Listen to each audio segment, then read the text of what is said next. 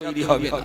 যার জন্য কলমা পড়াও ফরজ, মুখস্থ করাও ফরজ, মানে বোঝাটাও ফরজ। আর মানে যেটা বুঝলেন সেই বুঝ অনুপাতে অন্তরের ভিতরে বিশ্বাস রাখাটা ফরজ।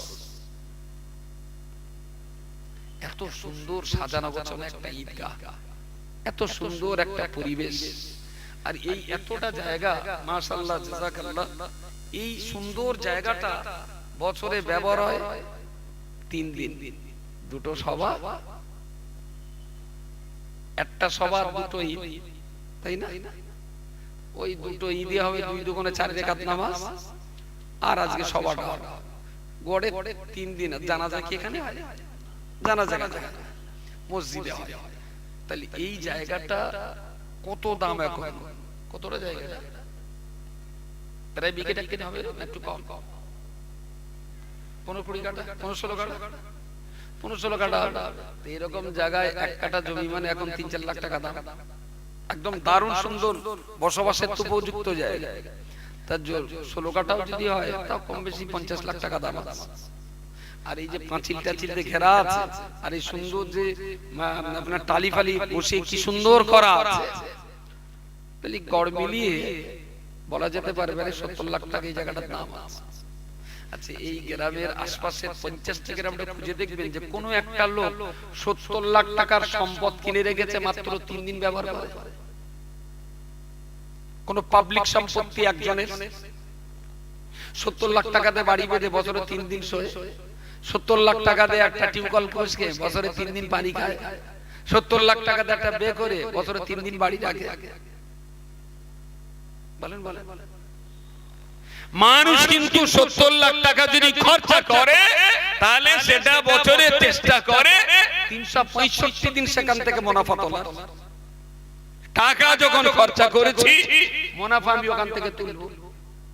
আমি বলছি একটু ভাবনা চিন্তা করুন, এই জায়গাটাকে ইউটিলাইজ করে কাজে লাগিয়ে আরো কত মুনাফা এখান থেকে তোলা যায়।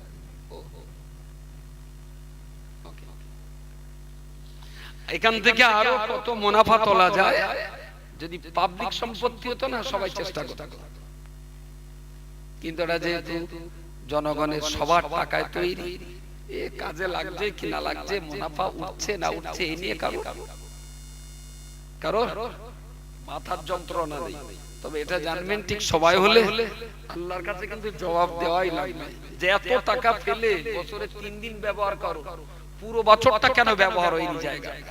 বললেন পুরো ব্যবহার তাহলে কি ঈদের নামাজ বাড়াতে হবে? ঈদের নামাজ বাদ দিও, ঈদের নামাজের চেয়েও অনেক গুরুত্বপূর্ণ কাজ আছে যেগুলো এখানে ঈদও হবে, সভাও হবে, আরো অনেক গুরুত্বপূর্ণ এই জায়গাটাকে কাজে লাগিয়ে অনেক কাজ আদায় করা যেত, যেগুলো মুসলিম কমিউনিটিকে অনেক দূরে এগিয়ে নিয়ে যেতে পারে। কিন্তু খুবই দুর্ভাগ্য, চিন্তার অভাব, চেতনার অভাব, ভাবনার অভাব, আর কমিউনিটি ডেভেলপমেন্টের ব্যাপারে রিসার্চ গবেষণা অভাব। কেডা কাজ বললি বলবেন, কেডা কাজ ঝাড়ে মাছ কাটে বলো, ও হবে। গল্লার বান্দা মনে রাখুন, আপনি যখন ঈমানদার হয়ে গেলেন, 7টা কলমা মুখস্থ করলেন, সুন্দর করে আপনি তার মানে বুঝলেন, অন্তর দিয়ে বিশ্বাস করে নিলেন, ঈমানদার আপনি হয়ে গেলেন, বিশ্বাসী বান্দা হয়ে গেলেন। এবার আল্লাহ পাক আপনার মত ঈমানদার বান্দাকে ডেকে বললেন, উদখুলু ফিস সিলমি কাফা। বান্দা, তুমি যখন আমার বিশ্বাস করে নিয়েছো, ঈমান তুমি যখন গ্রহণ করেছো, তাহলে আমি আল্লাহ এবার তোমাকে বলছি, শুধুমাত্র ঈমানদার হয়ে বাঁচলে হবে না, উদখুলু ফিস সিলমি কাফা। এবার তুমি আমার ইসলামের ভিতরে পরিপূর্ণ রূপে দাখিল হয়ে যাও, ইসলামের ভিতরে তুমি প্রবেশ করবে। আগে ঈমানদার হতে হয়, তারপর ইসলামের ঘরের ভিতরে প্রবেশ করতে হয়। ঈমান হলো অন্তরের ব্যাপার, আর ইসলাম হলো আমার জীবনের কর্মদক্ষতার ব্যাপার। ঈমান হলো অন্তরের বিশ্বাসের ব্যাপার, আর ইসলাম হলো আমি আমার জীবন দিয়ে, আমার দেহ দিয়ে আমি কর্মকাণ্ড করে দেব। ইসলাম আমাকে যেমন কাজ করতে বলেছে, আমি আমার গোটা জীবন দিয়ে ইসলামের সেই কর্মকাণ্ডগুলো তৈরি করে যাব। ইসলামের কর্মকাণ্ড আমি আমার জীবন দিয়ে পালন করে যাব, তবে তুমি আল্লাহর কাছে পাক্কা মুসলমান হতে পারবো।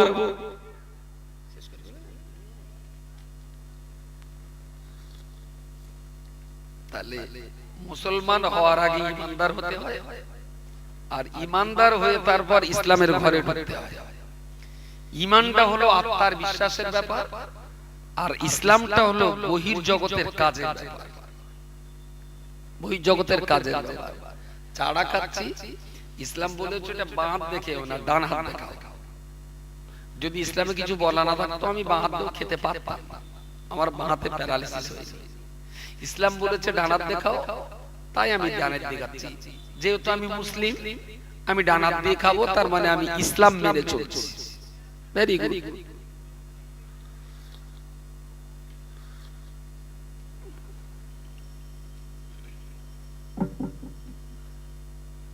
আমি দেশে তো প্রচুর বারমুন্ডা প্যান আছে,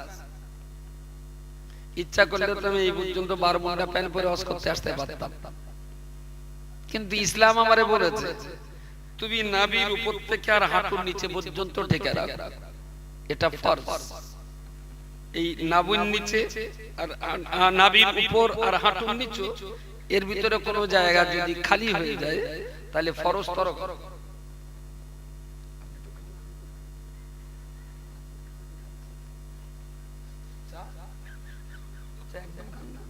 জীবনে টাকা না, জান্নাতে যাওয়া মুশকিল।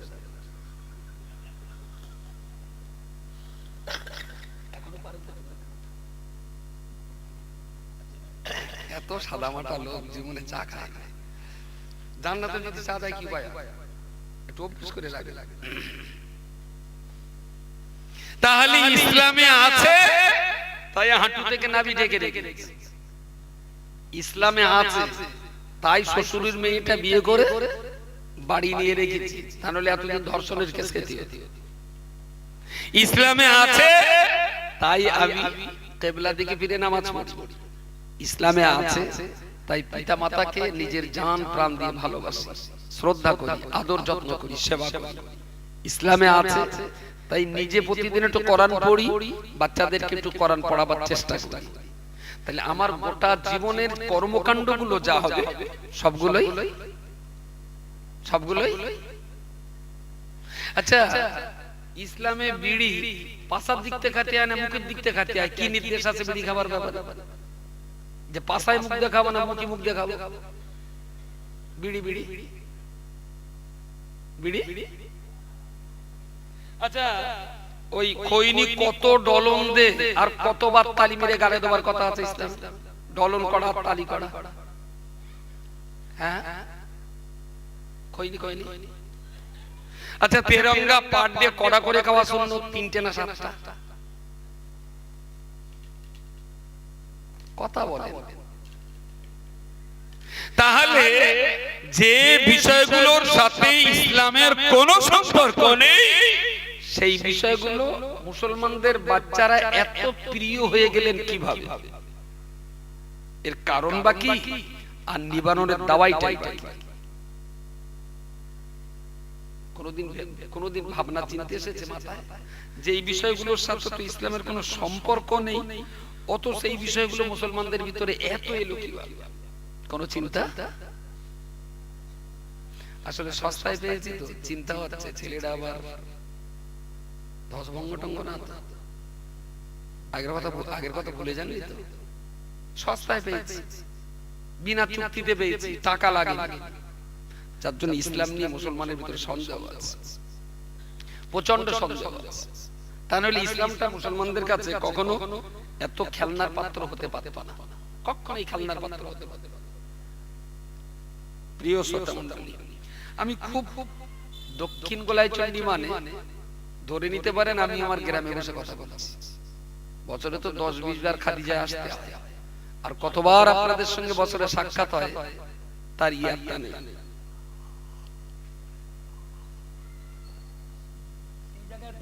যদি নিজেরা একটু আত্মসমীক্ষা করেন, আত্মসমালোচনা করেন, আচ্ছা আমাদের বাচ্চাগুলো যখন জন্ম হচ্ছিল, এরা মারপেট থেকে যখন এসেছিল তখন কি ওদের হাতে খৈনির ডিব্বা ছিল?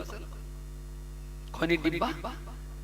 এই বাচ্চাগুলো কি মারপেট থেকে যখন আসছিল তখন কি শেখর, গুটকা এই সমস্ত কোন প্যাকেট ট্যাকেট নিয়ে এসেছিল? ওরা প্যাকেট ট্যাকেট আনি উঠলো কিভাবে?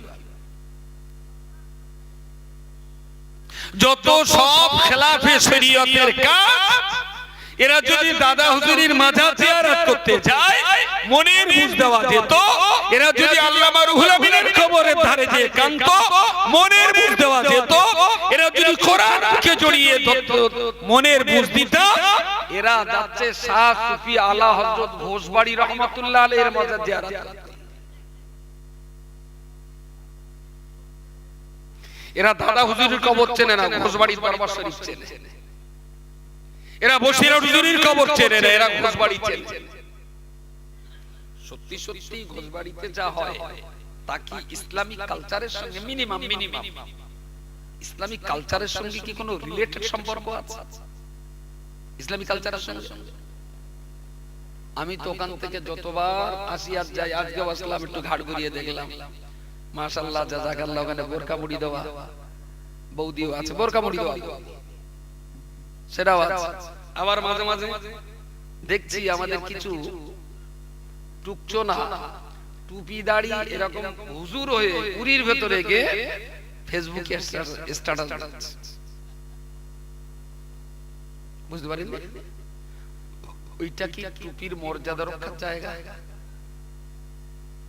ওখানকার একজন প্রতিবেশী আমাকে বলছেন, হুজুর বাচ্চা কাচ্চাগুলো আর মানুষ করা যাবে না। আমি কেন?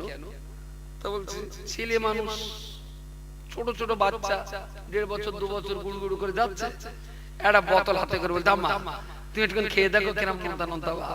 তার মানে চুল্লুর মদ খেয়ে ফেলে দিয়েছে, সেই বোতল ওই উড়ো করে ওরা আবার খাচ্ছে। এই যে বাচ্চা মেয়েটা বাচ্চা ছেলেটা, এদের কি দোষ বলেন? ওরা কি কিছু জানে না? বলছে এই আশপাশে যা আছে হুজুর আমাদের বাচ্চা কাচ্চা মানুষ করতে পারবো না, পরিবেশ এত বাজে জায়গায় চলে যাচ্ছে। আর আমরাও যাচ্ছি, আমাদের ছেলেরা মেয়েরা বৌমারাও বলছেন আমার বৌমা একটু গেছিল তা বোরকা মুড়ি দিয়ে গেল। তার মানে যদি বিসমিল্লাহ বলে জবাই করে দেওয়া হয় ও মুসলমান খেয়ে নেবে, বলবে বিসমিল্লাহ বলে জবাই করে বলে খেয়েছে। খুব দুঃখ এই জায়গাটায়, নিজস্ব জাতির জাতীয় কালচার থাকার পরেও ইসলামের মানদণ্ডে দাঁড়িয়ে যথেষ্ট মর্যাদা থাকার, যথেষ্ট সম্মানের জায়গা থাকার পরেও নির্লজ্জ বেহায়ার মতো ইসলামের সাথে যার কোনো সম্পর্ক নেই সেইগুলোর সাথে আমাদের বিরাট সম্পর্ক। ইসলাম রিলেটেড যে সমস্ত কর্মকাণ্ড তার সাথে খুব বেশি সম্পর্ক আমাদের।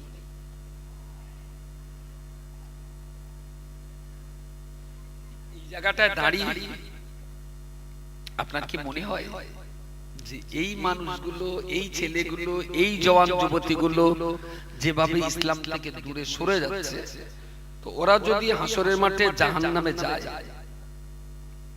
আমরা কি নামাজ পড়ে রোজা করে তাহাজ্জুদ পড়ে আর দান করে আমরা কি জান্নাতে যেতে পারবো বলে মনে হয়? কথা বলেন? কোনোভাবেই সম্ভব নয়, কোনোভাবেই সম্ভব নয়। সে হয়তো হাবেশ সাহেব, কারণ বেচারা তো চোখ নেই, চোখওয়ালাদের উপরে যত দায়িত্ব হাবেশ সাহেব বরাবর কি তত দায়িত্ব আছে? আছে আছে নেবার এ বেচারার উপর দায়িত্ব নেই, কিন্তু হ্যান্ডিক্যাপ মানুষ, ওনার উপর তো আল্লাহ কোনো দায়িত্ব দেবেন না। যাদের চোখ আছে, বুদ্ধি আছে, বিবেক আছে, দায়িত্ব তাদের উপরে। আল্লাহ তো ওনার চোখ দেন, তাহলে দায়িত্ব কেন দেবেন? আল্লাহ জুলুম করেন না কারো কারো, যার নিয়ামত দিয়েছেন দায়িত্ব তারও। পরিষ্কার আমার আল্লাহ পাক রব্বুল আলামিন কোরআন শরীফের উপর একটা জায়গায় বলেছেন, ইয়া আইয়ুহাল্লাযীনা আমানু, হে পৃথিবীর ঈমানদার মানুষেরা, তোমরা যারা আল্লাহকে বিশ্বাস করেছো, আমি আল্লাহ আমার প্রতি অন্তরে যারা বিশ্বাস রেখে দিয়েছো, আমি আল্লাহ তোমাদিগের জন্য বলছি, ও আনফুসাকুম, তোমরা তোমাদিগকে জাহান্নাম থেকে বাঁচাও, ওয়া আহলিকুম নার, তোমার সন্তানাদি, তোমার ছেলেটা মেয়েটা, তোমার বৃদ্ধ বাবা মা, তোমার ভাইপো ভাই ভাইজি, ভাগনা ভাগ্নি, নাতি নাতনি এবং তোমার প্রতিবেশী, তোমার মহল্লাবাসী যারা রয়েছে তাদেরকেও তুমি জাহান্নাম থেকে বাঁচাও। তাহলে আল্লাহ পাক ঈমানদারদের নিজেদের বাঁচতে বলেছেন এবং তার প্রতিবেশী, আত্মীয় স্বজন, ছেলে মেয়ে, বাপ মা যারা যারা রয়েছে তাদেরকেও জাহান্নাম থেকে বাঁচাবার দায়িত্ব আল্লাহ পাক তো ঈমানদারদের উপরে চাপিয়েছেন। ঈমানদার যদি আমি হই তাহলে আমি নিচে জাহান্নাম থেকে বাঁচবো। আমি যদি ঈমানদার হই আমার বেটাকে জাহান্নাম থেকে বাঁচাবো। আমি যদি ঈমানদার হই আমার বেটিকে জাহান্নাম থেকে বাঁচাবো। আমি যদি ঈমানদার হই আমার স্ত্রী পুত্রকে জাহান্নাম থেকে বাঁচাবার জন্য আল্লাহ আমার ঘাড়ে ডিউটি দিয়েছেন। আমি যদি ঈমানদার হই আমার বাড়ির চারপাশে যারা রয়েছে তাদেরকেও জাহান্নাম থেকে বাঁচাবার জন্য আমাকে লড়াই করতে হবে। দায়িত্বটা কে দিয়েছেন ঈমানদারদের উপরে? আল্লাহ দিয়েছেন। বাহ, সুন্দর উত্তর দিয়েছেন। তাহলে আল্লাহর দেওয়া এই দায়িত্বটা মুসলিম মহল্লার বুদ্ধিজীবী, শিক্ষিত, বিচক্ষণ, জ্ঞানীগুলি মানুষেরা পালন করছেন কি? পালন জানবেন। চোর, ডাকাত, গুন্ডা, বদমাইশ, মাতাল, জোচ্চোর এদের কারণে একটা সমাজ ধ্বংস হয় না। একটা সমাজ ধ্বংস হয় সমাজের শিক্ষিত, বুদ্ধিজীবী, ঠান্ডা মাথার, চালাক চতুর মানুষগুলোর নীরব দর্শকের ভূমিকা পালন করার জন্যই একটা সমাজ তিলে তিলে ধ্বংস হয়। প্রিয় শ্রোতা মণ্ডলী, মনে রাখুন আল্লাহ পাকের হাবিব নবী মুহাম্মদুর রাসূলুল্লাহ সাল্লাল্লাহু আলাইহি ওয়াসাল্লাম কি সুন্দর করে আমাদেরকে বুঝিয়েছেন, আল ইলমু বিলা আমালিন কাসসাহাবি বিলা মাতার। এমন জ্ঞান আমি অর্জন করেছি যে জ্ঞানের দ্বারা জনগণের কোনো উপকার হয় না। সেই জ্ঞানটা হলো আল ইলমু বিলা আমালি। জ্ঞান আছে কিন্তু কাজ নেই। নবী বলেছেন ওই ইলমটা আসমানের ওই মেঘের সমান। আসমানে মেঘ আছে কিন্তু যে বৃষ্টি বর্ষণ হয় না। আসমানে মেঘ আছে কিন্তু বৃষ্টি বর্ষণ হয় না। ওই মেঘটা যেমন জগতের মানুষকে ধোঁকা দেয়, ওই লোকটাও সেই রকম, যার ভিতরে ইলম আছে কিন্তু ইলম অনুযায়ী কাজ নেই, এই লোকটা আসমানের মেঘের সমান। মেঘও ধোঁকাবাজ, শিক্ষিত লোকটাও ধোঁকাবাজ। মেঘ আছে, পানি হয়নি, শিক্ষা আছে, সেই অনুযায়ী কাজ হয়। আল-ইলমু বিলা আমালিন কাসসাহাবি বিলা মাতার। নবী আমার বর্ণনা করে বলেছেন, আশাবু বিলা তাওবাতিন। এমন নওজওয়ান যুবক ছেলেটা, যে যুবক ছেলেটা বাড়ির চৌকাটার বাইরে পা দিলেই তার সামনে পিছনে ডাইনে বামে চতুর্দিকে গুনাহ স্রোত বইবে। সকাল থেকে সন্ধ্যা পর্যন্ত কত রকমের গুনাহ ওই ছেলেটা করবে। পাহাড় পরিমাণ সে গুনাহ করলেও যেই তার মনে পড়বে আমি গুনাহ করেছি, ওই ছেলেটা তওবা পড়বে। চলতে ফিরতে উঠতে বসতে গুনাহ করবে, তওবা পড়বে। নবী আমার বললেন, আশাবু বিলা তাওবাতিন। তওবা ছাড়া যুবকটা, ওর দৃষ্টান্তটাই এমন, কাল বাইতি বিলা সাকফিন। সুন্দর সাজানো গোছানো একটা ঘর, কিন্তু ওই ঘরটায় ছাদ নেই। যে ঘরে ছাদ নেই অথচ রংচং ভালো আছে, ওই ঘরে যেমন মানুষ বাস করতে পারে না। ছেলেটা অত্যন্ত সুন্দর যুবক ছেলেটা, ওর ভিতরে তওবা নেই, তাহলে ছাদবিহীন ঘরে যেমন বাস করতে পারে না, তওবাবিহীন যুবকের ভিতরে ঈমান থাকতে পারে না। যুবক মানে তার গুনাহ শেষ নেই। একটা বুড়ো চোখে 550 পাওয়ারের চশমা, ভালো দেখতে পায়, এটোই ব্যামো, কোমরে বাত, লাঠি ছাড়া চলতে পারে না। পকেটে 7টা টাকা পড়ে রয়েছে, এক কাপ চার বেশি কিছু খরচ করার নাই। হাতটা তুলে যে একটু হাত, এরকম হাত তুললি এর হাত ঠট কাঁপে। আচ্ছা, এর আর পাপ করার কোন লাইন আছে? যদি মনে করে একটু পাপ করব, কোন লাইন আছে? আমি যদি 1000 টাকা দিই, দাদু তুমি কাজ করতে হলে কি আমি এই 1000 টাকা দিচ্ছি, যাও মেটেতে ঘুরে আসি। বুড়ো রিস্ক নেবে বলে মনে হয়? ওরে টাকা উজ্জে দেও যদি পাপ করতে বলি, করার কোনো পাপ করার যোগ্যতাও নেই। অনেকদিন পরে দেখো তোরা তাস খেলছিস, আমার একটু লে, তাস ধরেছে হাত দিয়ে চাদিকে ধরতে এরকম কামতে কামতে দূর করে সে ইস্কামন্ডা রুইতন গেছে পড়ে সে পাশের লোক তো দেখল, ওই ওঠো ওঠো তোমার তাস মারিতে মারা তোমার হাত কেটেছে, ওরা হেরে গেল। ও যদি মনে করে একটু কল বেড়ে খেলবো কেবল দলে দলে, যদি মনে করে বসে আর সরকারের খোকা মোটর সাইকেল করলে চল তোর দাদা তোললে বুড়ো মেরে খুনির দায় হবে, কোথায় তুলে বেরিয়ে যাবি কিনা আর খুঁজে মরবো আমি, তোললে যাবো না। বুড়ো পাপ করার ইচ্ছা থাকলেও পাপ করার যোগ্যতা হারিয়ে গেছে। কিন্তু 18 বছরের একটা যুবক ছেলে, বলেন বলেন, পয়সা ছাড়াই কতদিন কতবার যে ফোন খুললি কত লোক লিখতেছে রে, কত লোক লিখতেছে। যুবক বয়সটা অত্যন্ত ভয়ঙ্কর বয়স। নবী বলেছেন এই বয়সটা ভয়ঙ্কর, যেমন এই বয়সটার জন্য তওবা পড়াটা অত্যন্ত গুরুত্বপূর্ণ। সুবহানাল্লাহ সুবহানাল্লাহ। ওর দ্বারাতে যত পাপ হয় হোক, যেই মনে পড়ছে পাপ করেছি, আস্তাগফিরুল্লাহাল্লাযী লা ইলাহা ইল্লা হুয়াল হাইয়ুল কাইয়্যুম, আল্লাহ শয়তানের চক্রে পা টুলে যাচ্ছে, কিন্তু আমি চেষ্টায় আছি তোমার রাস্তা থেকে আমি পা সরাবো না। জোরে সরে বলুন সুবহানাল্লাহ। নবী বলেছেন হার যুবকের জন্য আসাবু বিলা তাওবাতিল, তওবা ছাড়া যুবকটা সাদবিহীন ঘরের সমান। সাদবিহীন ঘরে যেমন মানুষ থাকে না, তওবাবিহীন যুবকের ভিতরে ঈমানটাও ঠিক থাকতে পারে না। নাম্বার 3, নবী আমার হাদিস শরীফের ভিতরে বলেন আল মারআতু বিলা হায়াইন কাত্তামি বিলা মিনহিন। বাবা সাহাবী বলে রাখো আল মারআতু বিলা হায়াইন, লজ্জা শরম বিহীন একটা মহিলা, যে মহিলার আত্মমর্যাদা নেই, যে মহিলার লজ্জা নেই, যে মা যে মেয়েটা শরম করে না, যার লজ্জা শরম হায়া বলতে কিছুই নেই, এমন লজ্জা শরম না থাকা একজন মহিলা গোটা মার্কেট ঘুরতে পারে, সমাজ দৌড়াতে পারে, ওর দেহের কোনো লজ্জা শরমের ব্যাপার নেই, হায়া কায়ার কোনো ব্যাপার নেই।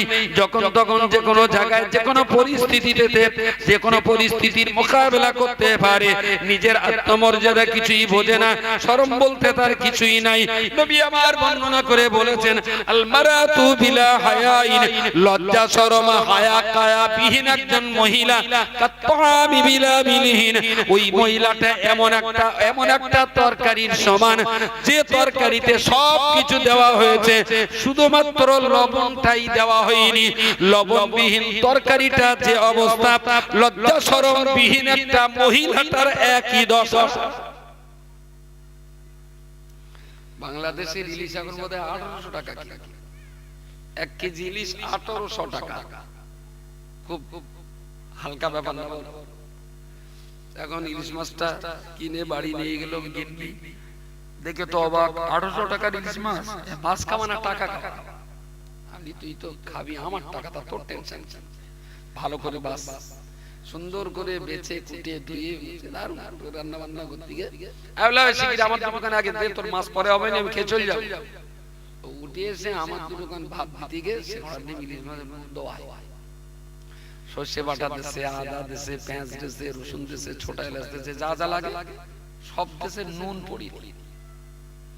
আচ্ছা, ও মাছ কি কোনো মজা? ইলিশ মাছের মজা না বিরাট মজা না ইলিশ মাছ? ইলিশ মাছের মজা যতই হোক না কেন, ভিতর থেকে ওই টেস্ট জিভের উপযুক্ত করে তোলে লবণ, তাই না? তেল না পড়লেও যদি শুধু লবণ আর পানিতে সেদ্ধ করেন, তবুও হয়তো 5% টেস্ট পাওয়া যায়। সব 16 আনা দিয়েছে, লবণটা একটু পড়ি, গালে তোলা যাবে, গালে আমার চেক করে দেখা হয়নি, তবে মনে হয় ওই রকম জিনিস কুকুরির দিলেও খাবে বলে মনে হয় না, তবে দেখা হয় ওর কোনো টেস্ট নেই।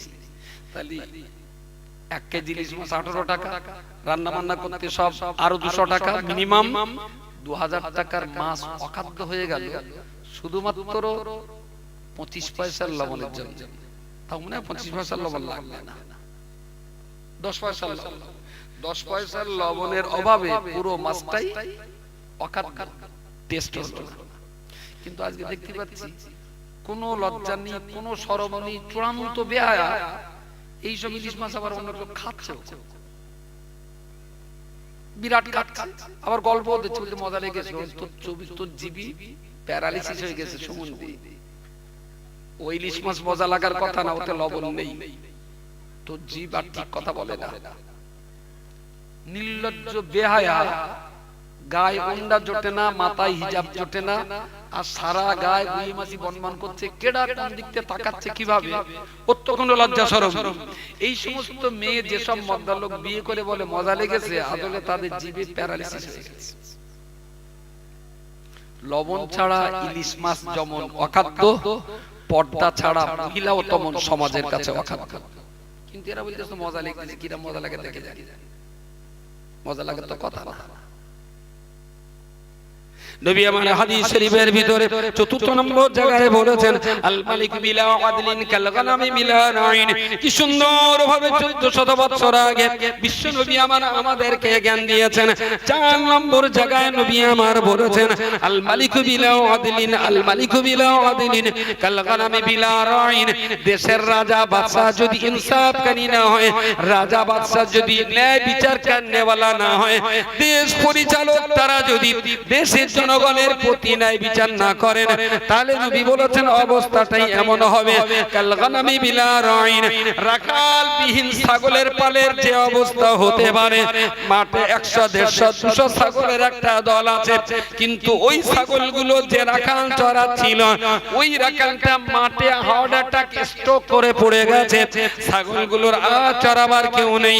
তাহলে রাখাল বিহীন ছাগলগুলো কারো বা ধান খাবে, কারো বা পাট খাবে, কোনটা গাড্ডায় পড়বে, কোনটা বা পাতকুয়ায় পড়ে যাবে, কেউ জঙ্গলে বাঘের গালে যাবে, কেউ বা শেয়ালের গালে যাবে। আসলে রাখাল বিন ছাগলের যে দশা ঘটতে পারে, ইনসাফ করনে ওয়ালা সমাজের লিডার ছাড়া ওই দেশের ওই সমাজের জনগণের রাখাল বিহীন ছাগলের মতো অবস্থাই ঘটতে পারে। আমরা দেখছি মুসলিম সমাজে আলহামদুলিল্লাহ আগের চেয়ে জামা কাপড়ের স্টাইল বেড়েছে, আগের তুলনায় জুতোর স্টাইল বেড়েছে, আগের তুলনায় ঘরবাড়ির স্টাইল বেড়েছে, আগের তুলনায় গাড়ির স্টাইল বেড়েছে, আগের তুলনায় কথাবার্তার স্টাইল বেড়েছে, আগের তুলনায় কষ্ট কমেছে। কিন্তু একটা জায়গায় দেখছি যে ৪০ বছর আগে যে লোক গামছা গায়ে দিয়ে ঈদের নামাজ পড়তেন, তিনি এখন সুন্দর আদি কাপড়ের জামা গায়ে দিয়ে পড়ছেন। ৪০ বছর আগে যিনি এখান থেকে হেঁটে হেঁটে বসিরহাটে যেতেন, তিনি এখন স্করপিও চেপে বসিরহাটে যাচ্ছেন। ৪০ বছর আগে যিনি খালি পায়ে সাতপুর বাজারে ঘুরতেন, এখন তিনি ২২০০ টাকা লেদার কমপ্লেক্সের বুট জুতো পরে ঘুরছেন। ৪০ বছর আগে যিনি ভ্যানে বিয়ে করতে গিয়েছিলেন, তার ছেলে এখন স্করপিওতে বিয়ে করতে যাচ্ছে।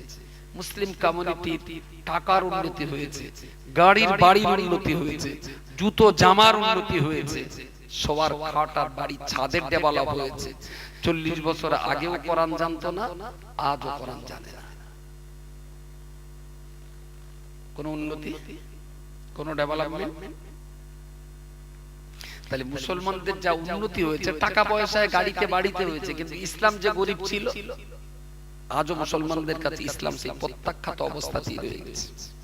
ইসলাম মুসলমানদের কাছে মর্যাদা পায়, গুরুত্ব পায়, ওটাই গুরুত্ব পায়। যদি গুরুত্ব পেতেন তাহলে এত খারাপ করুণ দশাটা হওয়ার কথা নয়। মার্কেটে কি পাওয়া যাবে? চপ পাওয়া যাবে, জম্বড়া পাওয়া যাবে, আল্লামা শাহ শরীফ ফুসকা শরীফ পাওয়া যাবে, আরো অনেক কিছু আছে। আচ্ছা, এই বাচ্চাগুলো যদি একবার জানতেন যেখানে বাজারে গেলে চপ পাবো আর ওখানে গেলে কোরআনের একটা আয়াত পাবো, বাজারে গেলে চানা ছোলা পাবো আর ওখানে গেলে পীর ওলিদের একটা কাহিনী শুনতে পাবো, বাজারে গেলে ফুসকা পাওয়া যাবে আর ওখানে গেলে আলহামদুলিল্লাহ কিছু মশলা পাওয়া যাবে। তাহলে নিঘাত বলতেই হবে মুসলমানের বাচ্চাদের কাছে কোরআনের আয়াতের চাইতে চপের গুরুত্ব বেশি। অস্বীকার করার কোনো জায়গা আছে?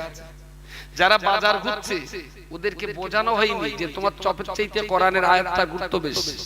ওদেরকে বলা হয়নি যে তোমার ফুচকার চাইতে ওলি আল্লাহদের একটা জীবন ইতিহাস তোমার কাছে অনেক ভালো।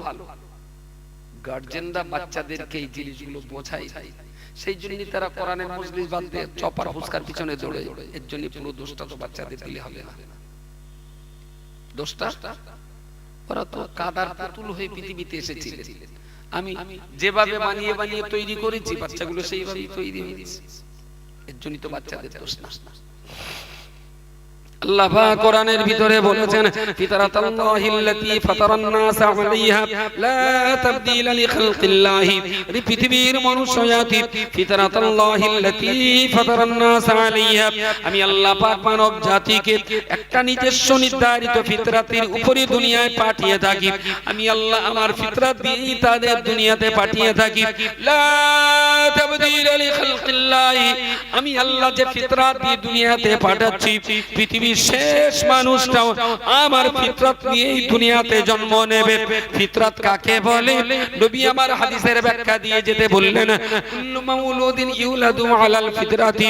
রাসূলুল্লাহ ওই আয়াতের ব্যাখ্যা করতে যে বলেছেন কুল্লু মাউলুদিন ইউলাদু আলাল ফিতরাতি, পৃথিবীর যত সন্তান দুনিয়াতে জন্ম নেয় প্রত্যেকটা সন্তান আল্লাহর একত্ববাদের উপরে বিশ্বাস নিয়েই দুনিয়াতে জন্ম নেয়। জোরে বলুন সুবহানাল্লাহ। সবাই মিলে বলেন সুবহানাল্লাহ। যত বাচ্চা জন্ম নেয় রাসূল বলেছেন প্রত্যেকটা বাচ্চা ইসলামের উপরে জন্মায়, ইসলামের বাইরে কেউ জন্মায় না। বাচ্চা যখন মায়ের পেটে থাকে, বাচ্চা যখন গর্ভে থাকে, ঠিক বাচ্চার গর্ভে থাকার আকারটা একেবারে এইভাবে, মাথাটা হাঁটুটা এটা নিচের দিকে থাকে আর মাথাটা এইভাবেই থাকে। যখন পেটে মায়ের পেটে বাচ্চা থাকে ওই অবস্থাটা বিভিন্ন রকম ভাবে ছবি করে দেখা গেছে। আমরা যেমন সেজদায় মাথা দেই ঠিক বাচ্চাটা মায়ের পেটে সেজদারত অবস্থাতেই থাকে। বলুন সুবহানাল্লাহ সুবহানাল্লাহ। এই সেজদা পৃথিবীতে আর কারণ না থাকলেও তো ইসলামের আছে, মুসলমানদের আছে। কুল্লু মাউলুদিন ইউলাদু আলাল ফিতরাত। রাসূল বলেছেন প্রত্যেকটা মা যে সন্তান প্রসব করে ও সন্তানটা ইসলামের উপরেই প্রসব হয়, ইসলামকে নিয়েই সে দুনিয়াতে জন্মায়। বিগড়ে গেল কোথা থেকে? রাসূলুল্লাহ ঠিক তার পরের অংশে বলেছেন ফাবাওয়াহু ইউহাবিদানিহি। ইসলামের উপরে বাচ্চাটা জন্ম নিয়েছিল ঠিকই, কিন্তু ফাবাওয়াহু তার বাপ এবং মা ফাবাওয়াহু ইউহাবিদানিহি, তার বাপ মা তাকে ইহুদি বানায়, ওই নসরানি তার পিতামাতা তাকে খ্রিস্টান বানায়, ওই মাজিসানি তার বাপ এবং মা তাকে মজুসি বানায়। আসলে জন্ম নিয়েছে ইসলামের উপরে, কিন্তু বাপ মা তাকে ইহুদি নাসারার মজুসি বানায়। ও আল্লাহর বান্দা মনে রাখো না, আমার ঘরের সন্তানটা জন্ম নেওয়ার পরেতে আমি যদি তাকে ইসলামের কালচারে মানুষ করতে পারতাম তাহলে নিশ্চিত ওই বাচ্চা ছেলেটা ধর্ম সভা ফেলে আস চপের দোকানে লাইন দিত না। ও চপ বুঝেছে, ও আয়াত বুঝেছে। এই কোচে লাল লাল লাল হাত জ্যাকেট এদিকে কি নাম আপনার? ইউনুস রহিম উপরে সব একটু তোমার একটা কাজ দাও, মাদ্রাসায় পড়ো তো জুব্বা জামা যাক যাক। তো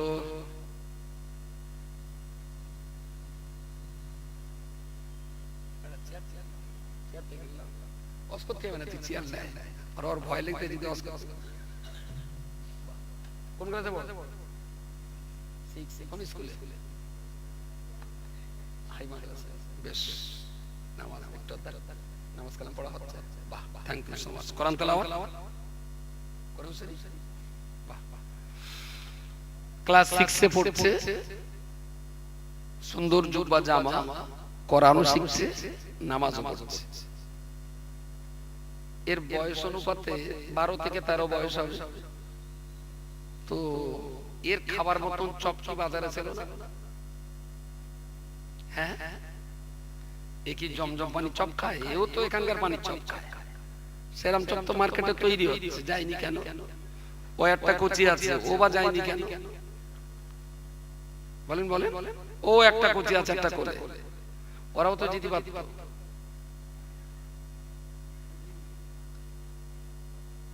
এই দুটো ধরো দিন, এক হাতে এক হাতে দুটো এক,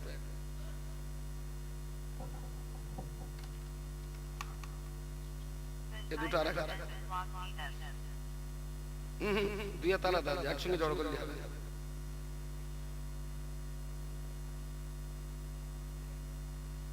এরকম ধরো সামনে, সবাই দেখবে। ওই সঙ্গে যদি এইটা নিতে হলে এটাও নিতে 46,000 টাকা, পানির দাম তো 20 টাকা। ধরো কোনো লাইন নেই, বিকজ 20 টাকার পানি ধরেছে কিন্তু 46 টাকার মোবাইল ধরতে পারছে না। কারণ বলেন বলেন, ওর দুটো হাত বন্ধ, ওরা নেওয়ার কোনো ইচ্ছা থাকলে না, ওদের ফেলতে দেবো না। প্রিয় শ্রোতা মণ্ডলী, আল্লাহ পাক রব্বুল আলামিন আপনার কোলে যখন সন্তান দান করেছিলেন, ছেলে কিংবা মেয়ে, আল্লাহ যেটাই আপনার বংশে দিয়েছেন, আপনার স্ত্রী কোলে পিঠে তাকে লালন পালন করেছেন, আর্থিক সমস্ত সহযোগিতা আপনি চালিয়ে গেছেন। আপনার বাচ্চাটার বয়স যখন 1 বছর পার করে 1.5 বছর অতিক্রম করতে চলল, ওই রকম সময় আপনি যদি আপনার সন্তানের হাতে আল্লাহর কোরআন যদি ধরিয়ে দিতেন, আপনার সন্তানের হাতে যদি রাসূলুল্লাহর হাদিস ধরিয়ে দিতেন, আপনার সন্তানের হাতে যদি দাদা হুজুরের জীবনী ধরিয়ে দিতে পারতেন, আপনার সন্তানের হাতে যদি আল্লামা রুহুল আমিনের নামাজ শিক্ষা ধরিয়ে দিতে পারতেন, ওর হাত দুটো জোড়া হয়ে যেত। ইবলিস শয়তান যতবার করে তেরঙ্গা দিতে যাক না কেন, ও বলবে আমার হাতে হাদিস রয়েছে, আমার হাতে কোরআন রয়েছে, আমার হাতে দাদা পীরের জীবনী আছে, আমার হাতে রুহুল আমিন সাহেবের নামাজ শিক্ষা আছে। হাত দুটো যখন ইসলামের কিতাবে বন্দী হয়ে যেত, ইবলিস শয়তান তেরঙ্গা শেখার গুটকা চুটকি আর গাঁজার কলকে ধরাতে পারত না। বাপ মা তার হাতে কোরআন দিতে পারিনি, পিতা মাতা তার হাতে হাদিস দিতে পারিনি, বাপ মা তার হাতে দাদা পীরের জীবনী আর রুহুল আমিনের নামাজ শিক্ষা দিতে পারিনি। বাচ্চার হাত দুটো খালি ছিল বলে ইবলিস শয়তান গাঁজার কলকে আর তেরঙ্গা ধরিয়ে দিয়েছে। দোষটা কার? কচিরা তোর অনেক কষ্ট দিয়েছে, ক্ষমা করে দিস। বাচ্চাদের হাতে শেকড় তেরঙ্গা গাজার কলকে মদের বোতল মুসলমানের বাচ্চার হাতে যদি উঠে থাকে, দোষটা কার? বাপ মার দোষ। বাপেরা অনেক সময় এসে বলে, হুজুর হুজুর আমার সে ছোট ছেলেটা মন বেদম বাপে না হয়ে গেল, হুজুর কোনো মতে লাইন করতে পারতিস না, একটু তাবিজ করে দাও দাও দাও। তাহলে বয়স কত? তাহলে যে 18 বছর টছর হবে, সে যে কি পরিমাণ চুটকি খাচ্ছে, তেরঙ্গা খাচ্ছে। বললাম চাচা ছেলের বয়স তো 18, 22 বছর আগে তোমার ভিডিও ক্যাসেট তুমি কি জিনিস ছিল একটু দেখলে আগে, সেই মতন তো দোয়া কালাম পড়তে হবে। তুমি যখন পুকুরি গাড়ি তুলে বিছিলে মাল কষা মেরে না, গামছা পরে, আন্ডারপ্যান্ট পরে না, জন্মদিনের পোশাক পরে পুকুরি লেবেলে, আমার একটু সেই দিনের ভিডিওটা দিতে হবে। তুমি কোন ভাবে ওর জন্ম দিয়েছো, তাহলে সেই রকম তুমি আমার পড়তে হবে, তাহলে তোমার তাবিজ করতে হবে। উনি শালা বোতলে ঢেলে রাখতে পড়া মোবিল, আর আমি সুমন্ত্র বলে ফু দেব, মধু হয়ে যাবে। শালা আমি কি পিসি সরকার নাকি? তুই বোতলে রেখেছিস পড়া মোবিল, আর আমার ফুট চোটে মোবিল মধু হবে? তুই কি আমার পিসি সরকার পেয়েছিস? যা বোতলে রেখেছিস কাজ করলি তাই পড়ে। তুই রেখেছিস মোবিল, তুই মা আমার কাছে এসেছিস কি মারা? জ্বলন কিন্তু আপনাকে জ্বলতেই হবে, সময় থাকতে যদি ভাবনা চিন্তা না করে। গোটা সমাজ ধ্বংসের পিছনে, গোটা সমাজ সর্বনাশের পিছনে সবচেয়ে বেশি অপরাধী হলো সমাজের কিছু ঠান্ডা মাথার বুদ্ধিজীবী মানুষ, যারা সমাজের কোনো দায়িত্ব নেয়নি। আর সেকেন্ড স্টেজের যারা অপরাধী, তারা হলো বাবার মা। গ্রামের মুসল্লি কম, ও হুজুর হুজুর একটু অস করো দিন, গ্রামে যেন মুসল্লি বাড়ে। ও হুজুর হুজুর আঙ্গা গ্রামে সব ঘোষ বাড়ি যাচ্ছে, বলো দিন যেন ওখানে না যায়। ও হুজুর আঙ্গা গ্রামের ছেলে বিলে না বিরাট বাজে লাইনে যাচ্ছে, মদ টদ খাচ্ছে, একটু অস করে দিন।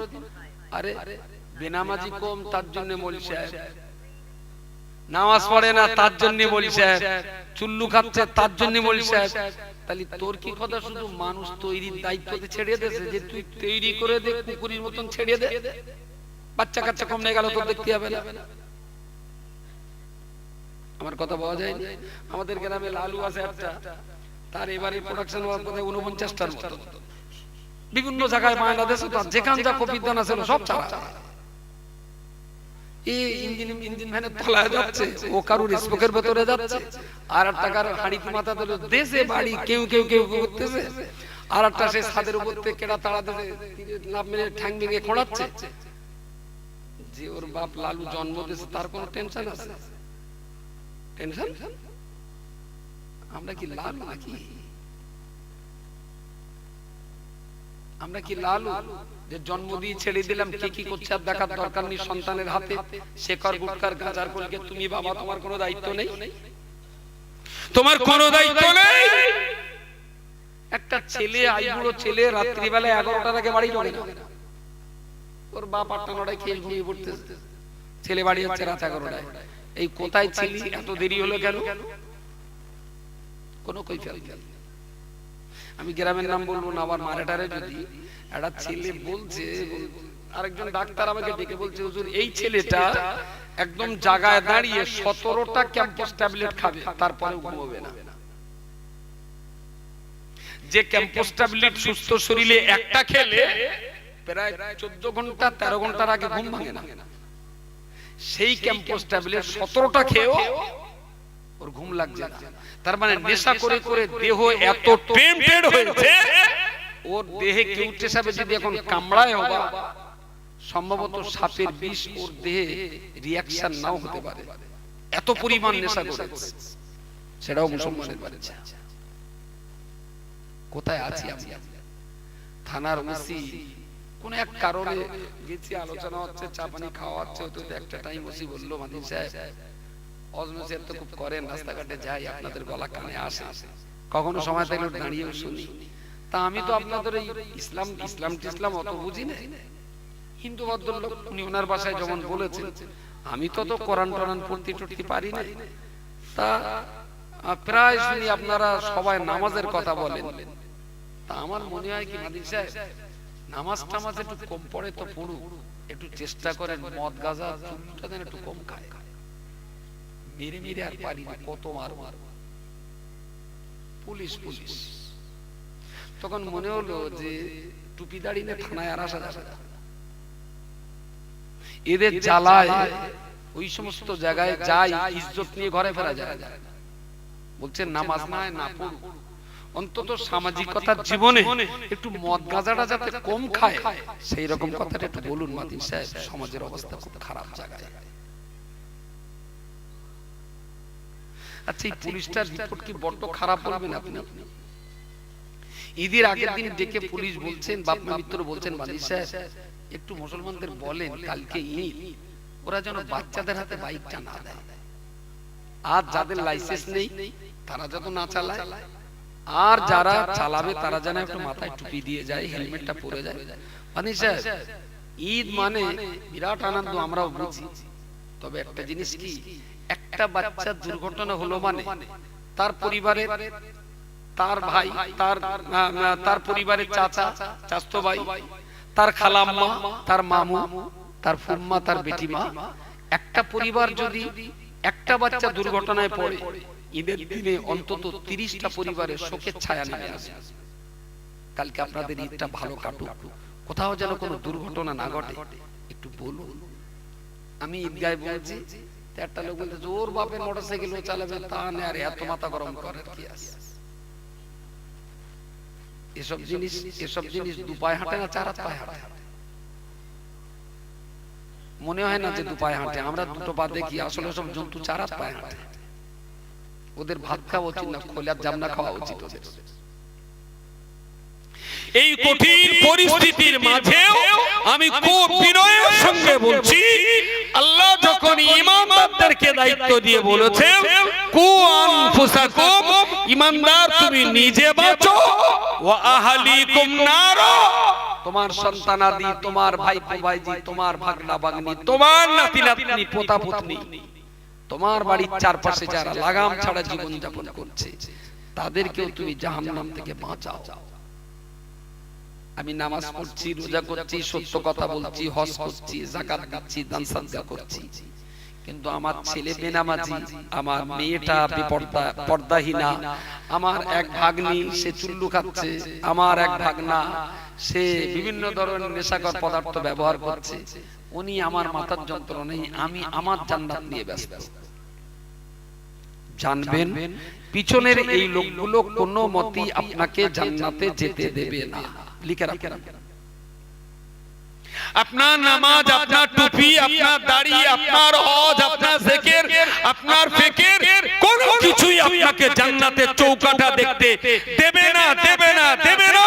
ছেলে মেয়ে, ভাইপো ভাইজি, ভাগনা ভাগ্নি, আপনার প্রতিবেশী চারিদিক থেকে টেনে ধরে বলবে তুমি একা জান্নাতে গেলে হবে না, আমরা বেনামাজি ছিলাম, তুমি কেন আমাদেরকে বলো? আমি চুল্লু খেয়েছিলাম, ছেলে মানুষ, তুমি বাবা দুটো জুতোর বাড়ি মারলে আমি হয়তো সেদিন ভালো হয়ে যেতাম, আমাকে শাসন না করে তুমি যাবে জান্নাতে আর আমি জাহান্নামে পড়বো।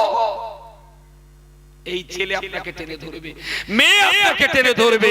আমি বিপর্দায় দুনিয়াতে চলতাম, বাবা তুমি যদি চুলির মুঠো ধরে দুটো জুতো আমার গালে মারতে, আমি আর বিপর্দায় ঘুরতে পারতাম না, আমি হয়তো ভালো হয়ে যেতাম। তুমি আমাকে শাসন করোনি, যার জন্য আমি জাহান্নামে হচ্ছি। আমি জাহান্নামে যাব, তুমি জান্নাতে মজা মারবে, ওইটা হবে না।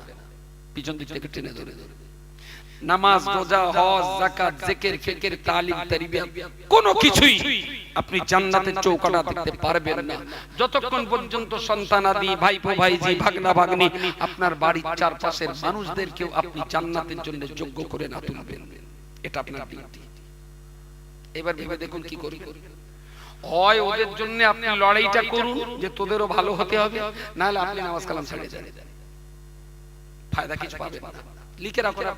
আমি তো রামায়ণ মহাভারত খুলে কথা বলছি না, আমি তো কোরআন খুলে কথা বলছি। কু আনফুসাকুম ওয়া আহলিকুম নার, নিজে বাঁচতে হবে, অপরকে বাঁচাতে হবে। ইব্রাহিম আমাদের বোধহয় পরে দাওয়াত আছে, ওই এসে গেছে, মাশাআল্লাহ। একটু বলতে আমারটা, আরে আমার পুঁজি কম, ধর্মতলা দোকান দিলে একটু ভয় লাগে, বুঝো না? তো আমাদের পরবর্তী বক্তা মাওলানা নাজিবউদ্দিন সাহেব আলহামদুলিল্লাহ উনি এসে গেছে, উনি বক্তব্য রাখবেন এখন।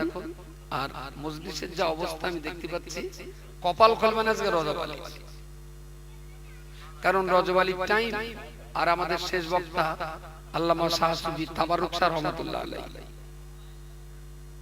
ওই বলুন তাবারুক শাহ রহমাতুল্লাহ আলাইহি, রজব আলী একটু লাইন পাবেন আজকে, আল্লাহ ওর হায়াত দারাজ করুক। সে রয়েছে বনগায়, প্রায় নামার টাইম হয়ে গেছে, এবার ওখান থেকে এখানে এসে ধরবে। ততক্ষণে আমাদের নাজিমউদ্দিন সাহেব বক্তব্য রাখবেন। যিনি নাজিমউদ্দিন সাহেবের খেদমতে আছেন তাকে বলছি মাওলানাকে স্টেজে নিয়ে আসুন। আমি প্রায় শেষে যে কথাটা বলতে বলতে এত দূর পর্যন্ত, যে বিশ্বাস করুন ভাই, এইরকম 1.5 ঘন্টার জলসা আমি কেন বলুন না, তো মাথা খাওয়াবো। শুধু এখানে এসে মনসুর আহ্লাদের একটা কাহিনী ধরব। মনসুর আহ্লাদ সুন্দর করে বানিয়ে বানিয়ে বানিয়ে বানিয়ে কাহিনীটা বলবো, আর চলে যাওয়ার সময় বলবো ভাই সময়ের অভাবে পুরোটা বলতে পারলাম না, আল্লাহ যদি বাঁচায় সামনে বছর এসে আবার বাকিটা। পাবলিক বলতো মাতিন এত সুন্দর রস করিস না, কাহিনীটা শোনার মতন কচির মা। বুঝবেন বাঙালি হলে ভিটামিন প্রিয়। আমি যে এতক্ষণ ধরে অ্যান্টিভাইরাস মেরেছি, খুব একটা যেন খুব একটা কানে ঢোকার জায়গা।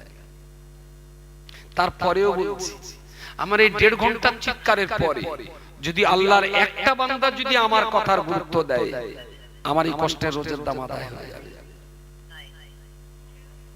কারণ প্রিয় নবী মুহাম্মদুর রাসূলুল্লাহ সাল্লাল্লাহু আলাইহি ওয়াসাল্লাম তিনি যদি একা ইসলাম মেনে চলে যেতেন তাহলে ইসলাম আমাদের কাছ পর্যন্ত কখনোই পৌঁছাতো না। প্রতিবেশী, আত্মীয়স্বজন, ওয়ানজির আশিরাতাকাল আকরাবিন, তাদের কাছে ইসলামের দাওয়াত দিয়েছেন, তায়েফে দাওয়াত দিয়েছেন, মার খেয়েছেন, রক্ত ঝরেছে। এরপরেও রাসূলুল্লাহ বলেছেন, আল্লাহ আযাবে গজবে ওদেরকে ধ্বংস করে দেবেন না।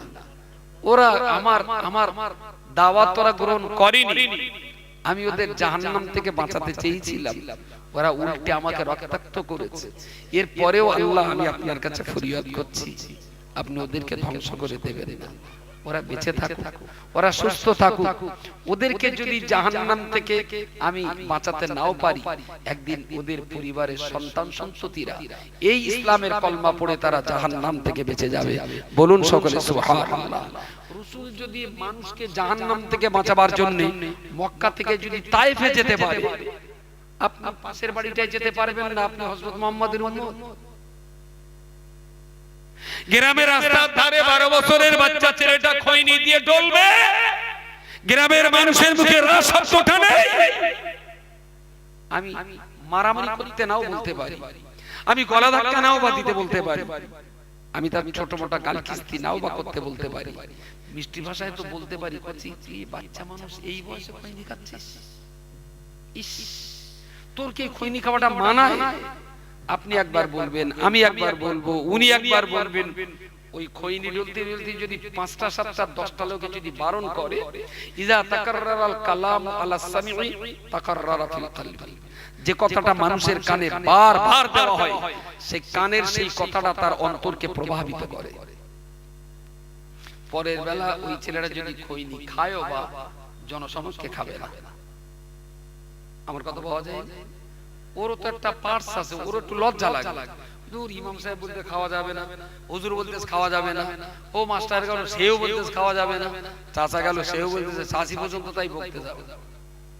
সবাই যদি ঠোঁট খোলেন সমাজ নিয়ে, সবাই যদি কথা বলেন, আমি মারতে বলছি না, আমি গাল দিতে বলছি না, আমি হটকারিতা করতে বলছি না, মিষ্টি ভাষায় তো বলতে পারি যে খোকা তোর মতন 16 বছরের বাচ্চা তুই প্রতিদিন নাকি 5টা করতে রঙা খাস, তুই নাকি 4-5টা করে শেকর খাস, তোর ভবিষ্যৎটা কি? আর খাস না শোনা, যে কদিন বাঁচিস একটু ভালো ভালো বাঁচ।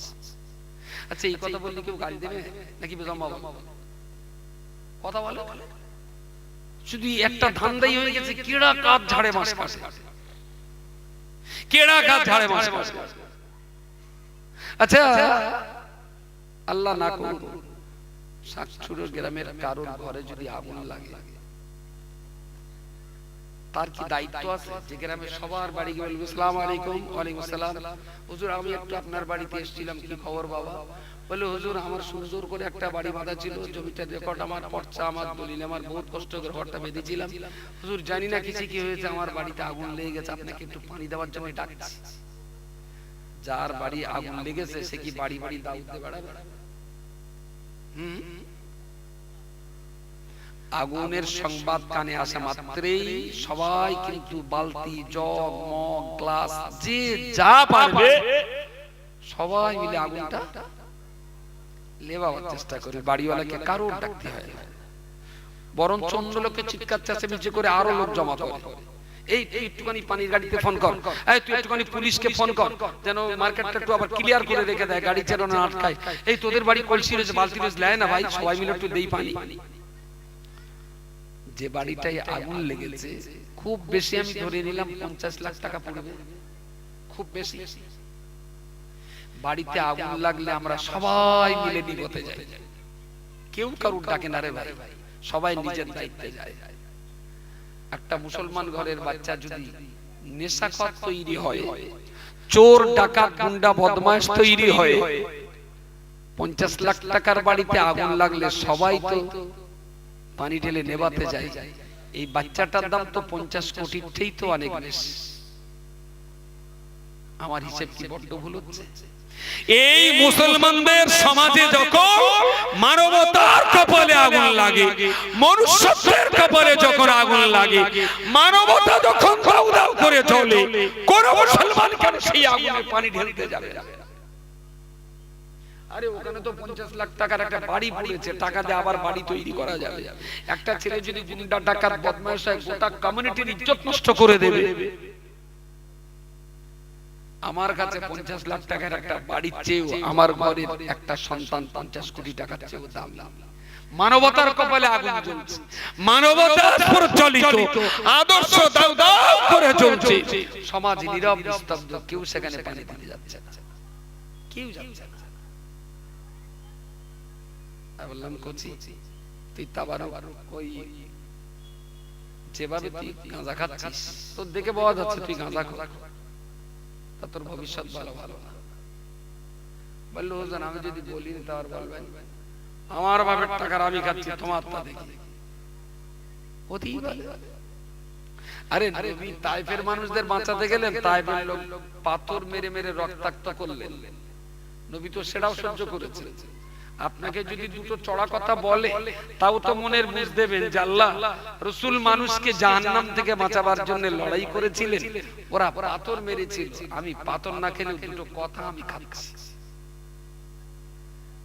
এটা তো রাসূলুল্লাহর তরিকা, আপনি চেষ্টাটা চালিয়ে যাবেন না। আমার খুব দাবি এইরকম একটা মক্তবকে কাজে লাগিয়ে যদি সকাল সন্ধ্যা থেকে সকাল 6টা থেকে আর রাত 10টা পর্যন্ত স্টেপ বাই স্টেপ, সকাল 6টা থেকে সকাল 8টা পর্যন্ত 2 ঘন্টা 3 থেকে 6 বছরের বাচ্চা তাদেরকে দিন শিক্ষা দিতে হবে। 8টা বাজবে গোসল করবে, খাবে, আইসিডিএসে চলে যাবে, ওটাও জরুরি। সকাল 8টা থেকে 10টা এই 2 ঘন্টা প্রাইমারি লেভেলের বাচ্চারা ইসলাম শিক্ষা করবে। 10টা বাজবে আমরা ছুটি দেব, বাচ্চাটা খেয়ে দিয়ে আবার প্রাইমারি স্কুলে চলে যাবে। দিনের জন্য এটাও দরকার, আবার দিনের জন্য প্রাইমারি স্কুলের শিক্ষা ওটাও দরকার, সবাই যেন স্কুলে যায়। দুপুর 2টো থেকে 4টে এই 2 ঘন্টা গ্রামের মা মা মা যতদিন পর্যন্ত মুসলিম ঘরের মাদেরকে আপনি ইসলামিক কালচার মায়ের ব্রেনে ঢোকাতে না পারবেন ততদিন পর্যন্ত বাচ্চা নিরাপদ নয়। যার জন্য মায়ের ক্লাস করানোটা খুব জরুরি। আমরা দুপুর 2টো থেকে 4টে পর্যন্ত মায়েদের ক্লাস করাই, বিকেল 4টে থেকে 6টা এই 2 ঘন্টা হাই স্কুলের ছেলে মেয়ে যাদের বয়স 11 থেকে 18 বছর, ক্লাস 5 থেকে উচ্চ মাধ্যমিক যারা পড়ে, হাই স্কুল থেকে ফিরে এসে আমাদের এই মসজিদে, আমাদের ঈদগাহে, আমাদের মাদ্রাসায় ও আধ ঘন্টা 40 মিনিট ইসলাম চর্চা করবে। মাগরিব থেকে এসা গ্রামের 50 বছরের উপরের বৃদ্ধ মানুষ তারা মসজিদে বসে, মাদ্রাসায় বসে, ঈদগাহে বসে একটু ইসলাম চর্চা করবেন। এসার পর থেকে রাত 10টা আমাদের 6 নম্বর ক্লাস, যুবক ছেলেপিলে যাদের বয়স 18-র উপরে 50-এর নিচে, তারা এসার পর থেকে রাত 10টা পর্যন্ত তারা ইসলামী জ্ঞান চর্চা করবে। একটা সমাজে যদি সুন্দরভাবে যদি এই সিস্টেমটা চালু করে পড়ানো যায়, প্রতিদিন যদি একটু একটু করে তাদেরকে বোঝানো যায়, আমি এখনো বিশ্বাস করি মানুষ জাহান্নাম থেকে বাঁচতে চায়, কিন্তু মুসলিম কমিউনিটি অন্যকে বাঁচাবার জন্য চেষ্টা নেই, কোনো প্ল্যান নেই, কোনো পরিকল্পনা নেই। মুসলমানদের টাকার অভাব বললে মিথ্যা বলা হবে, টাকার অভাব নেই।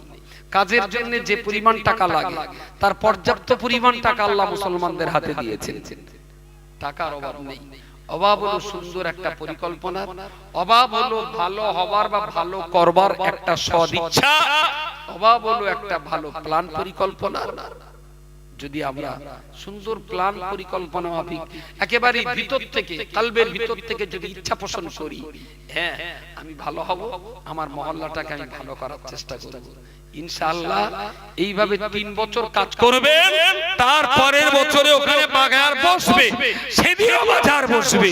কিন্তু আমি চ্যালেঞ্জ করে বলতে পারি 3 বছর এইটা চালানোর পর ইনশাআল্লাহ যারা কোরআনের আয়াত বুঝবে তারা জুম্বড়ার জন্য সময় না দিয়ে কোরআনের আয়াত শোনার জন্য এখানে বসেই সময় দেবে। 3 বছর পরে এই ঈদগার ময়দানে গ্রামের ছেলে বাচ্চাদের জায়গা পাওয়া যাবে না, এটা আমি বিশ্বাস করি। আসলে বাচ্চারা অন্ধকারে আছে, তাদের ভালো মন্দের রাস্তা পার্থক্য বুঝিয়ে দেওয়া হয়নি, তাদের বোঝানো হয়নি কোরআনের গুরুত্ব কতটা, তাদের শেখানো হয়নি ইসলামের মানদণ্ড কোন জায়গায়, তাদের বোঝানো হয়নি তোমার চলার পথটা কতটা খারাপ, তাই তারা সর্বনাশ হচ্ছে। আমি ত্রুটি বিচ্যুতির জন্য ক্ষমা চেয়ে নিচ্ছি। আমার এই 50 বছর বয়স, আমার সমসাময়িক বা তার চেয়ে বয়স্ক যারা আছে বা আমার ছোট যারা আছে, সবাইকে বিষয়টা নিয়ে সমাজের এই করুণ দুর্দশা আমি ভাবার জন্য অনুরোধ করছি। আল্লাহ যেন আমাদের সবাইকে, আমি একা জান্নাতে যেতে রাজি, আমি আমার পরিবারে, আমার প্রতিবেশী, আমার চারপাশের, আমার মহব্বত করে যারা, আমি তাদের সবাইকে নিয়ে জান্নাতে যেতে রাজি। আমি একা যেতে রাজি না, কারণ একা একা যাওয়া যাবে না, পেছন দিক থেকে টেনে যাবে। সেজন্য যারা যারা টানার লোক আছে তাদের যদি আমি টেনে যদি জান্নাতের পথটা দেখাই, তাহলে ওরাও বেঁচে গেল আর আমারও টানার শত্রু কমে গেল। হযরত এসেছেন আমাদের নাজিমউদ্দিন সাহেব, তার বক্তব্য শুনতে হবে। পয়লা দোসরা তেসরা ফাল্গুন জামিয়ার ইসের সওয়াব, সবাই একটু যাবেন। আর 11-12 আমাদের জেবুন্নেসা রাজাপুর একটা মেয়েদের মাদ্রাসা আছে, জেবুন্নেসা বালিকা মাদ্রাসা, 11-12 ফাল্গুন সেখানকার সভা। তার জন্য আপনাদেরকে দাওয়াত করছি, আল্লাহর রাস্তায় যাবেন। আর আমরা এবার একটা মেয়েদের মাদ্রাসা নতুন একটা সিস্টেমে চালু করবে এবার, হাই স্কুলের মেয়েদের জন্য। এটা অনলি ফর হাই স্কুলের মেয়ে। হাই স্কুল থেকে যারা মাধ্যমিক পরীক্ষা দিচ্ছে, হাই স্কুল থেকে যারা মাধ্যমিক পরীক্ষা দিচ্ছে, এবারে হাই স্কুল থেকে মাধ্যমিক পরীক্ষা দেওয়া 45টা মেয়েকে আমরা মাদ্রাসায় ভর্তি দেব। এখানে শুধু 11 ক্লাস আর 12 ক্লাস পড়ানো হবে। আমার স্বার্থ হলো এইটা, 52 লক্ষ টাকা খরচ করেছি মাদ্রাসাটার জন্য, জনগণ দিয়েছে 52 লাখ টাকা, 71 টাকা না। আমার টার্গেট 40টা বাচ্চা এবারে 11 ক্লাসে ভর্তি নেব, 12 ক্লাসেও কিছু বাচ্চা নেব। এই 40টা বাচ্চাকে আমি 2 বছর কোরআন, হাদিস, ফিকহ, আখলাক, তাসাউফ, সরকারি যে বইগুলো আছে সেগুলো তো পড়াবই। যেহেতু বাচ্চা আমার কাছে থাকবে, হোস্টেলে থাকবে, সেহেতু তার অনেক সময় বাঁচবে।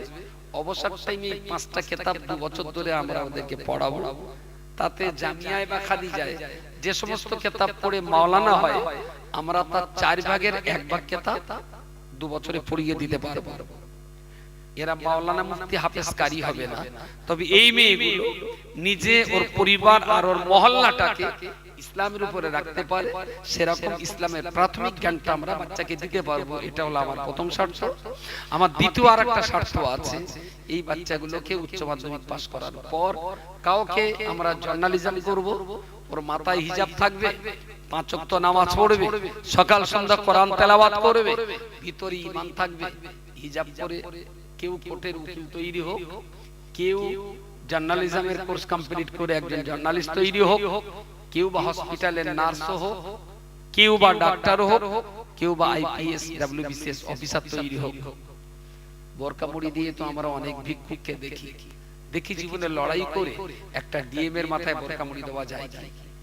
বোরকা মুড়ি দেওয়া অনেক মাকে আমরা ভিক্ষা করতে দেখি লড়াই করে একটা বিডিও অফিসের চেয়ারে একজন পর্দায় থাকা বোরকা মুড়ি দেওয়া একটা মেয়েকে আমরা বিডিও চেয়ারে বসাতে পারি কি? যে মেয়েটা বিডিও অফিস সামলাবে আর সময় হয়ে গেলে ছুটে যে জোহরের নামাজটাও পড়ে আসবে। আমার কথা কি বোঝাতে পেরেছি? বলি আমার কথা কি বোঝাতে পেরেছি? লড়াই আমার এই জায়গায়। বয়স এখন 50, যদি 70 বছর বাঁচি, আল্লাহ যদি আমার বাঁচায়, আমি হিজাব পরা মহিলাকে ভিডিও এসডিও চেয়ারে বসে তরবারে মরতে চাই। এটা আমার জীবনের বড় লড়াই। হসপিটালে, নার্সিং হোমে মুসলমানের বাচ্চাদের কানে আর জন্মের সময় কানে আর আজান হয় না, তাই না? আজান হবে কি? তাহাজ্জুদের নামাজ পড়ে কেঁদে কেঁদে এই সমস্যার সমাধান হবে না।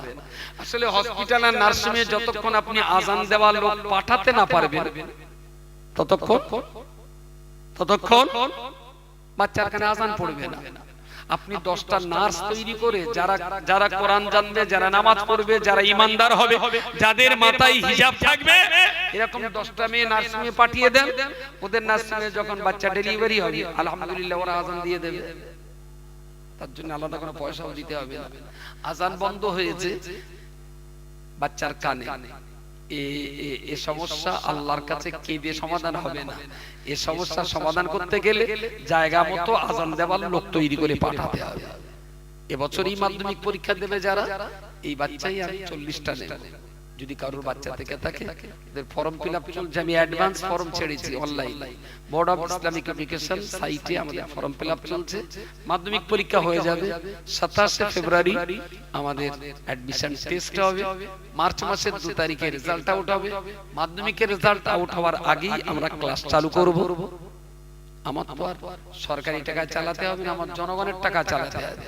সুতরাং মাধ্যমিকের পরপরই আমরা ওদের 11 এর ক্লাস চালু করে দেব। তারপরে 1-1.5 মাস 2 মাস পরে যখন মাধ্যমিক রেজাল্ট হবে তো হবে। আমরা তো পরীক্ষা করি যে ফেল করলে কি উপায় হবে, সে কলদড়ি আমরা ঠিক করি, তবে তাকে ভর্তি দেব। 40টা বাচ্চা নেব। যদি কোনো গার্জিয়ানের ইচ্ছা হয় ফর্মটা ফিলআপ করবেন। ত্রুটি বিচ্যুতির জন্য ক্ষমা চেয়ে নিচ্ছি। আর সাকচুড়ো দক্ষিণ বাগুন্ডি তো আপনাদের কাছে আমার একটা দাবি আছে, কারণ ওই মাদ্রাসাটার জন্য আমি এখনো কারোর কাছে পয়সা চাই। খাদিজার জন্য কিন্তু আমি দুয়ারে দুয়ারে গেছি, জামিয়ার জন্যও দুয়ারে দুয়ারে গেছি। প্রথম টাইমে না কোচি যখন ফিডার খায় তখন ধরে ধরে হাত ধরে ধরে সারা গ্রামে গ্রামে ঘুরতে হয়েছে। তারপর কোচি এখন নিজে দৌড়চ্ছে তো আমার দৌড়িতে হয়। এখন এটা এখন কোচি বিবি আসিয়া বালিকা মাদ্রাসা খোলাপাতার পাশে জোড়া সপ্তাহে তৈরি হয়েছে। আপনাদের এলাকায় আমি এখন ওই মাদ্রাসার জন্য 2 টাকাও নিতে পারি, কেউ দেইনি আমার। আর আমি বলি ইব্রাহিম এক চক্কর ভুলে আই দিলি 1-2 টাকা করে দেন। হ্যাঁ, বেশি দিতে হবে টাকা আমার আছে কিছু, এখনো লাখ 4 টাকা আমি দেনদার আছি, আর লাখ 2 টাকা লাগবে মাসখানি ভিতরে খরচ করতে হবে। এখান থেকে ইচ্ছা করলে আমি 20-50 হাজার ঝেড়ে নিতে পারি। তাছে আজকে আর সময় নেই আমার, একটুখানি ঘুরে গেছে, ঘুরে আসো, 2-1 টাকা 5 টাকা করে দেন। আমার মাদ্রাসার আপনি একটা পার্টনার হন 1 টাকা দিয়ে, তাহলে অন্তত একটু মনে থাকবে যেন ওখানে আমার 1 টাকা আছে। সবাই দেবেন, কেউ যেন ফাঁকি দেবেন না। আমার 1 কোটি টাকা দিতে হবে, 1-2 টাকা দেন আর একটু দোয়া করবেন। আল্লাহ আপনাদের ভালো রাখুন, সুস্থ থাকুন, আমার জন্য দোয়া করুন। আসসালামু আলাইকুম ওয়া রাহমাতুল্লাহি ওয়া বারাকাতুহু। আলহামদুলিল্লাহ, আন্তরিক ধন্যবাদ। আরো দোয়া রাখি আল্লাহ যেন ইসলামিক চেতনা